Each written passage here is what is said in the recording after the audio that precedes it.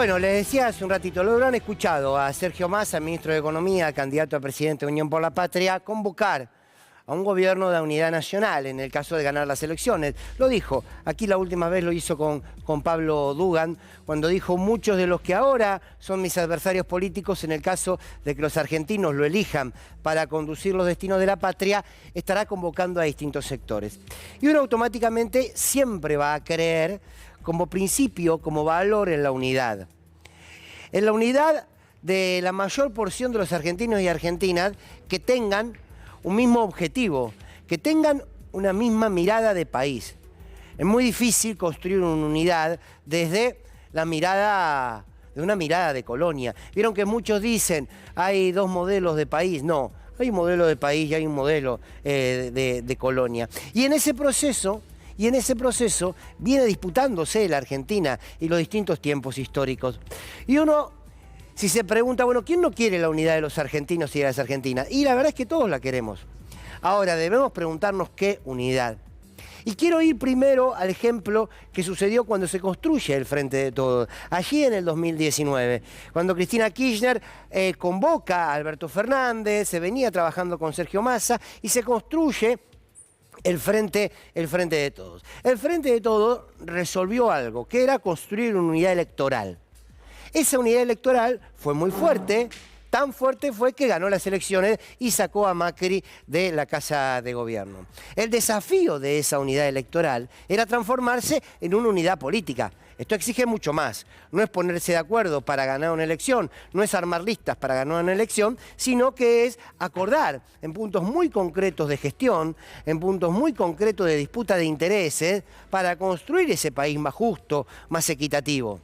Bien, esa unidad política no se logró. La verdad es que ya hemos repasado mucho el por qué no vale la pena volver a esa instancia, pero está claro que fue una gran materia pendiente. Construir síntesis política, construir una mesa de diálogo. Ahora bien, cuando escuchamos entonces que Sergio Massa propone una unidad nacional para gobernar, uno debe recordar lo que fue la construcción de la transversalidad, así se la llamó, que llevó adelante Néstor Kirchner en su gobierno. Fue una transversalidad política que tuvo como eje central una clara conducción política. Y esto que me parece que es importante tenerlo en cuenta si la intención es de volver a construir un espacio que reúna a muchos otros, que no tienen por qué ser del peronismo, ni del kirchnerismo, ni del PJ. La transversalidad que construye Néstor Kirchner era una transversalidad con conducción política. Era, no importa de dónde vienen, no importa cómo jugaron de un tiempo a esta parte hasta llegar aquí, esto en el 2003. Lo importante es que si ustedes creen, tanto como lo creía Néstor Kirchner, que el camino es por ahí, vengan. Era una transversalidad con conducción política. O sea, súmense a este gobierno, pero la política de derechos humanos es esta.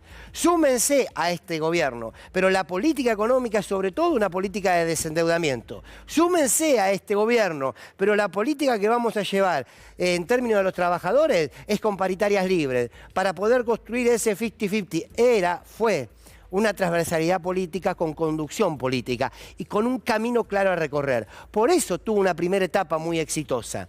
Después las propias tensiones, por supuesto, de la política, va abriendo los caminos. Pero la conducción política fue central. ¿Qué le pasó a Alberto Fernández? Intentó construir esas grandes mesas de diálogo de unidad nacional, pero preguntándole a todos un poquitito qué querían hacer, sin conducción política. Entonces, claro, cuando vos a todos te juntás para que cada uno dé su mirada y en pos de su mirada vamos a construir un país más justo, y bueno, pero para eso tenés que aceptar que hay intereses en disputa. Si no lo aceptás, termina pasando lo que pasó. Muchos se sentaban en la mesa contra el hambre y después los mismos, unos años después, te subieron los precios. Muchos se sentaban para acordar todos juntos en contra del COVID, pero después te salían a combatir las vacunas. Entonces digo, cuando no hay conducción política, la verdad es que la unidad hace agua, porque no hay una síntesis política y alguien que la conduzca. Entonces uno se pregunta, ¿esta unidad que propone Sergio Massa, en algún punto es necesaria? La primera respuesta es sí. ¿Por qué? Porque ningún radical que tenga una clara memoria y se abrace a lo que significó Irigoyen, puede estar en contra de los derechos, todo lo contrario.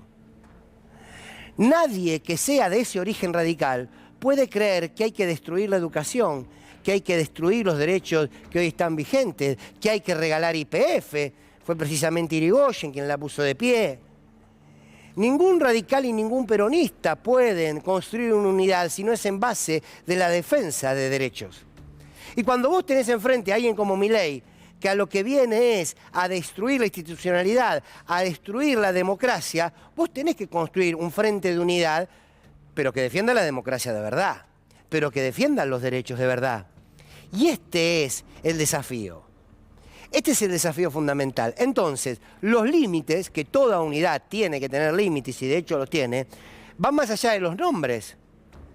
Los límites es en función de quiénes están a favor o en contra de defender determinados derechos. Uno puede construir unidad con Gerardo Morales, que reprime maestros, que interviene en su propia Corte Suprema y reforma la Constitución Provincial, y los mismos diputados de ese espacio que reformaron la Constitución Provincial van y terminan siendo supremos de la Corte. El que tiene preso a Milagro Sala, el que, insisto, el que ha reprimido a pueblos originarios, a comunidades educativas, defiende el mismo modelo de país, quiere el mismo modelo de país. Entonces, más allá del nombre, el límite te lo pone esa unidad política. Entonces, bienvenidos los que se sumen, pero bajo la unidad política. ¿Querés un país desendeudado? Sumate, no me importa de dónde vengas, pero si querés un país desendeudado. ¿Querés más universidad pública, más salud pública? Sumate. Pero si vos cuando fuiste gobierno lo único que hiciste fue vaciar la educación y la salud pública, y la verdad es que la unidad suena más a un rejunte para sostenerse. Y ese es el desafío, lo planteo no como crítica, sino como desafío. Porque también, ojo, que se construye otra unidad que se cae con el tiempo, que es la unidad que reparte cargos. Bueno, nos unimos nosotros 5 que representamos una gran porción del pueblo argentino, a vos te doy tal ministerio, a vos te doy otro, a vos te doy otro, y ahí está la unidad. No, eso es un acomodamiento de cargos que los tiene a todos contentos un tiempito. Entonces, insisto, la Argentina, frente a la amenaza del fascismo que representa Milei, no todos sus bastantes son fascistas, pero él sí, y Villarruel ni les cuento, ante eso, claro que la democracia debe pararse. Claro que los dirigentes de los partidos históricos deben decir, a ver, yo tengo diferencias con Massa, tengo diferencias con el kirchnerismo, pero hasta acá, ¿eh? A partir de acá, todos y todas ponemos un dique de contención. Me acuerdo, y no lo estoy comparando, por favor, pero me acuerdo de Alfonsín. Alfonsín, cuando Rico se levanta en Campo de Mayo, si no me equivoco, ese balcón de Alfonsín, donde estaba el peronismo, donde estaba, por ejemplo, me acuerdo de Cafiero, ¿no? Donde estaban esos hombres y esas mujeres que decían, bueno, a ver, no importan nuestras diferencias, vamos a defender la democracia. Y esto conduce hacia ese lugar, porque Milei significa la destrucción de las instituciones de la democracia y sus derechos. Ahora bien, insisto, ojo con creer que por detener lo que significa Milei, podemos entonces juntar todas las partes que hace 3 años atrás nos estaban persiguiendo, nos estaban metiendo presos, digo, ojo, porque si no es un amontonamiento. Insisto, lo planteo como desafíos. A buena hora la unidad nacional, que respeten y que luchen por esos derechos. Esto de permitir permanentemente ir lavándonos la imagen del pasado, como que nadie tiene pasado y mirar de cara al futuro, la verdad que a veces no agrada tanto, pero muchas veces es necesario. Entonces, la clara conducción política y la definición de hacia dónde se va, y a partir de ahí, bienvenida a la convocatoria, a todos y a todas. Súmense los que quieran, pero con un destino claro. No conformando un poquito cada uno. Al fin y al cabo, a todos y a todas aquellas que se presenten a disputar un espacio de poder para conducir la Argentina, debiera interesarle el bien de su patria y el bien de su pueblo. Quizás el gran problema que tiene la unidad es que hay pocos, muy pocos dirigentes políticos del otro lado, ubicados de la ventana del lado derecho, que realmente defiendan la patria y defiendan al pueblo. No porque lo diga yo, porque lo dice la historia. Entonces, bienvenida a la unidad, pero la unidad de los derechos. Todo lo demás, es cuentito. Bienvenidos y bienvenidas a Sin Lugar para los Débiles.